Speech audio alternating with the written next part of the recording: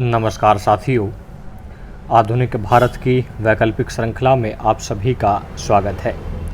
यह श्रृंखला का 31वां एपिसोड है।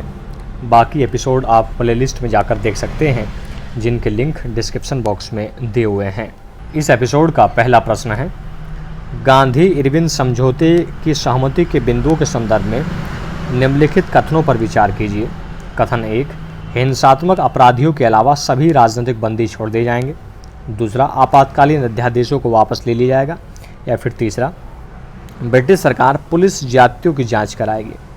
आपको गलत कथनों की पहचान करनी है। ए केवल 1, बी केवल 2, सी 1 व 2 या फिर डी इनमें से केवल 3। चलिए देख लेते हैं। देखो बच्चों, साइमन कमीशन की रिपोर्ट पर विचार विमर्श करने के लिए गोलमेज सम्मेलन बुलाए गए थे।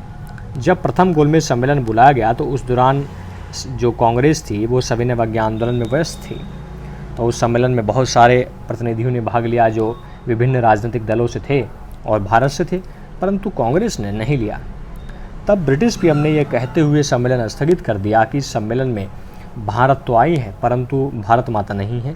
साथ ही वायसराय इरविन पर दबाव डाला कि वो जो है किसी भी परिस्थिति में कांग्रेस को दूसरे गोलमेज सम्मेलन में उपस्थित करें। तो इरविन पर भी दबाव था। अब यहाँ तक आते आते स्थिति ऐसी हो गई थी कि सविनय अवज्ञा आंदोलन कमज़ोर हो गया था। तो 5 मार्च 1931 में हम देखते हैं तेज बहादुर सप्रू, M.R. जेकर जैसे जो नेता थे उनके प्रयासों से गांधी इरविन समझौता हुआ दिल्ली में। जब गांधी और इरविन दिल्ली में समझौता कर रहे थे तो इसी दौरान जो सरोजनी नायडू थी उन्होंने कहा था कि दिल्ली में बैठे 2 महात्मा समझौता कर रहे हैं।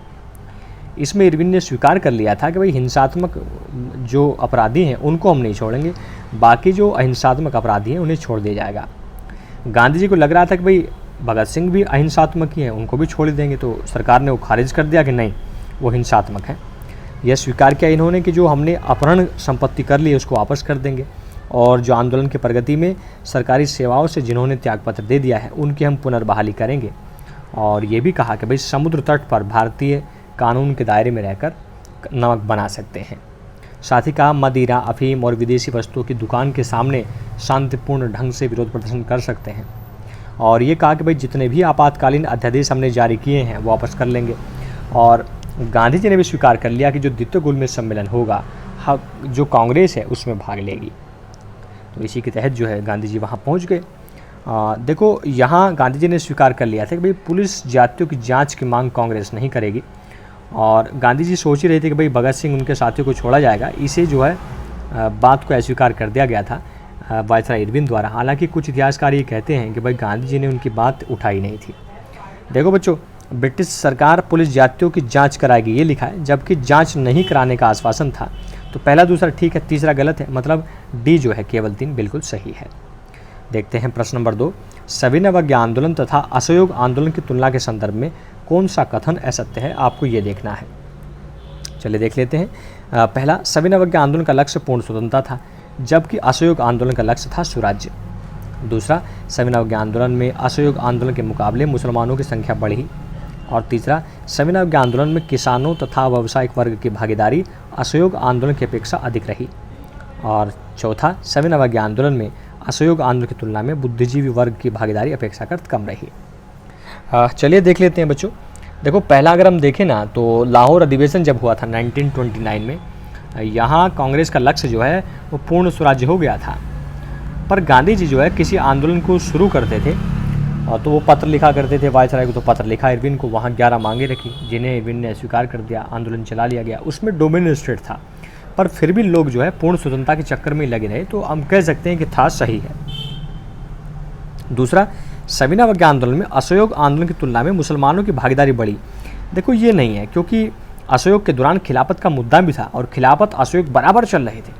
असहयोग आंदोलन में मुसलमानों की संख्या ज़्यादा थी, सविनय अवज्ञा आंदोलन में नहीं है। सविनय अवज्ञा आंदोलन से पहले तो हम देखते हैं भारत में अनेक स्थानों पर सांप्रदायिक दंगे हो चुके थे, तो गांधी जी के साथ तो उन्हें जुड़ ही नहीं पाए। तो दूसरा गलत है।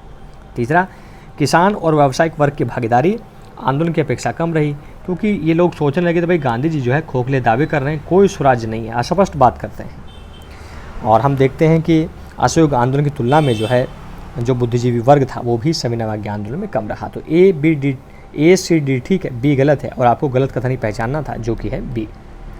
देख लेते हैं प्रश्न नंबर 3, द्वितीय गोलमेज सम्मेलन में किए गए निर्णयों के संदर्भ में निम्नलिखित कथनों पर आप विचार कीजिए। सबसे पहले, सम्मेलन में मुसलमानों, ईसाइयों, आंग्ल भारतीयों, सिखों और दलितों ने पृथक प्रतिनिधित्व की मांग की।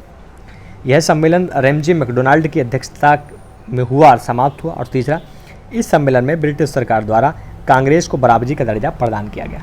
तो आपको यही देखना है और आपको देखना है सही कथन कौन कौन से हैं, बस ये।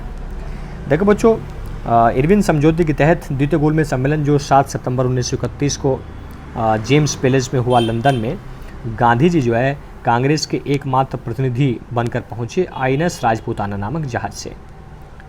जब जेम्स पैलेस की सीढ़ियाँ चढ़ रहे थे, उसी दृश्य का उल्लेख फ्रैंक मॉरिसस नाम के एक पत्रकार ने किया है कि एक अर्धनग्न फकीर जब बराबरी की वार्तालाप करने के लिए जेम्स पैलेस की सीढ़ियाँ चढ़ रहा था तो दृश्य बड़ा ही अद्भुत था। तो वहाँ पहुँच गए, अंदर का दृश्य बड़ा ही अद्भुत था। सब लोग कोट पैंट पहने हुए थे, गांधी जी खुले जामे में थे। तो इस सम्मेलन में जाके उन्होंने देखा कि भाई सब लोग अपनी अपनी मांग कर रहे हैं। भीमराव अम्बेडकर अपना मुद्दा उठा रहे हैं, दलितों को दे देना चाहिए, ईसाई अपनी मांग कर रहे हैं। तो गांधी जी निराश हो गए, भारत वापस आ गए। यहाँ मीडिया ने उनको घेर लिया, आते ही पूछा भाई गांधी जी क्या किया है। तो गांधी जी ने स्टेटमेंट दिया कि मैं खाली हाथ लौटा हूँ, पर मैंने इंग्लैंड में भारत के गौरव का बट्टा नहीं लगने दिया। ठीक है बच्चों, देखो सभी मांग कर रहे थे, दलित सहित, पर सिख ऐसा समुदाय था जो पृथक निर्वाचन की मांग नहीं कर रहा था, जबकि स्टेटमेंट में सिख भी दिया हुआ। इसका मतलब पहला तो हो गया गलत। ठीक है बच्चों, रैमजे मैकडोनाल्ड की अध्यक्षता में है, बिल्कुल ठीक है, वही पीएम थे। और कांग्रेस को बराबरी का दर्जा भी दिया जा रहा था, ये भी ठीक है। दूसरा तीसरा बिल्कुल ठीक है, बाकी गलत है। दूसरा तीसरा सी में बैठ रहा है, आप टिक कर दीजिए, बिल्कुल सही है। ठीक है बच्चों, सम्मेलन कुछ निष्कर्ष इस प्रकार निकले इस सम्मेलन के। 2 मुस्लिम प्रांतों के गठन की बात हो गई, उत्तरी पश्चिमी सीमा प्रांत और सिंध। भारतीय सलाहकारी परिषद के गठन के प्रोविजंस हो गए।